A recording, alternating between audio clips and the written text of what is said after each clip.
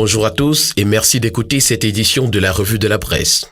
Commençons ce matin par le quotidien Émergence qui, au sujet de la guerre politique dans le Grand Nord, nous indique qu'Atanga Ndi interdit le mouvement 10 millions de nordistes.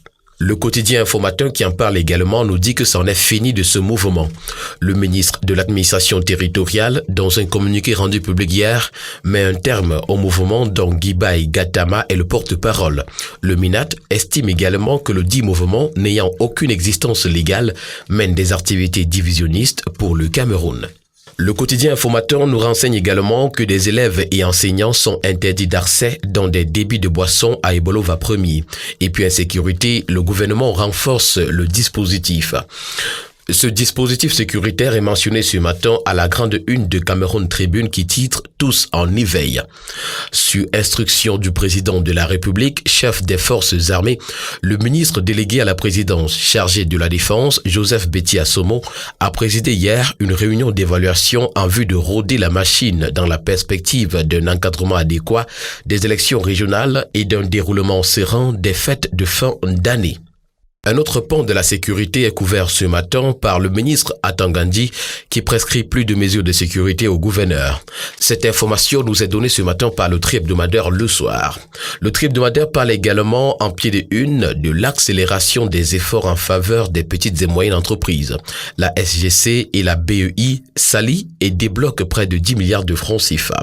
Construction du data center également, importante avancée des travaux.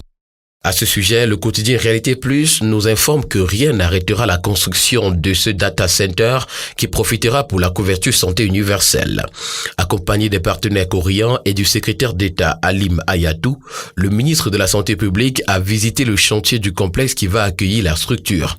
Le docteur Manaouda Malachi, satisfait par l'avancée des travaux, a galvanisé les ouvriers afin qu'ils livrent à date ce data center. La fin des travaux étant prévue pour avril 2021. Le quotidien Réalité Plus parle également ce matin de la commune de Djob-Bepindia. Le maire Paul Rikingue frappe fort avec 52 bornes fontaines. Désarmement et réintégration coûte que fait. C'est le titre que choisit de nous brandir ce matin le quotidien Mutation. D'après le quotidien, déjà 8000 ex-combattants accueillis dans les régions du sud-ouest, nord-ouest et de l'extrême nord. Le comité coordonné par Fayengo Francis aura 2 ans le 30 novembre prochain. La formation emploi intéresse l'hebdomadaire Signature ce matin qui parle de l'école Pardieu. Inégalement implantée sur l'ensemble du territoire national, l'école donne lieu à des aberrations comme l'équilibre régional. Pas implantée du tout, elle génère l'obscurantisme à l'origine d'exertions et d'atrocités. Mal pensée, elle moule le chômage. Qui suis-je? L'école Pardieu. L'information est à retrouver ce matin des pages 3 à 7 de l'hebdomadaire Signature. Émergence 2035 à la une ce matin du Cameroun Business Today, la nouvelle boussole. Les grandes lignes de la stratégie nationale de développement 2020-2030, SND 30, qui remplace la DSCE officiellement présentée lundi dernier. Une croissance moyenne de 8,1% projetée sur les 10 prochaines années. L'interview du ministre de l'économie, de la planification et de l'aménagement du territoire, Alamine Ousmane Mi, et les réactions des acteurs économiques sont à retrouver ce matin des pages 12 à 15 de Cameroun Business Today. D'après Écho d'Afrique, également un kiosque ce matin, Henri Eyebea ici est efficace et efficient dans la gestion. Et puis, au sujet de la société immobilière du Cameroun, le journal parle des manigances de Ketchakoutes à découvert. En violation totale avec la nouvelle loi sur les établissements publics et parapublics au Cameroun, Célestine Ketchakoutes vient d'être chargée par une note d'information suffisamment salée.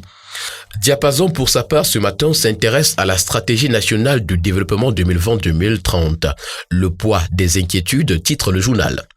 Selon le gouvernement, la présente stratégie se veut un nouveau cadre de référence dans l'action de développement du Cameroun pour la prochaine décennie avec une projection de croissance de 1%. Cependant, les arguments et contre-arguments des acteurs de l'économie donnent matière à réflexion sur l'efficacité de cette vision. Le président du JICAM, Célestin Tawamba, les professeurs Tsafar Nanfoso et Viviane Ombiwole, l'expert Babissa Kana ainsi que le ministre des Finances n'ont pas leur langue dans la poche. L'hebdomadaire Diapason nous fait également savoir ce matin que le complexe sportif des impôts est un acte de souveraineté à copier.